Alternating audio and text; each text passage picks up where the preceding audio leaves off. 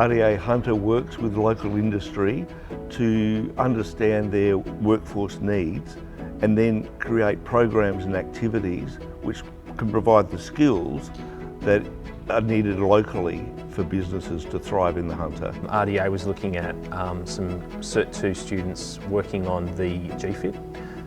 The GFIT is an asset that we've purchased from a company called Pennant Aerospace, based out of Wagga. So that asset is a really useful trainer that takes the student through a process to identify hardware and fasteners. For RDA to provide that to support people going through a school program or a mainstream program is really something that we can use straight off the shelf. The GenSkills trainer is a similar asset, but it's more process driven, so like a simulated aircraft, to lead our Cert 2 and Cert 4 students using a publication based on identifying equipment and removing and installing different parts of the aircraft.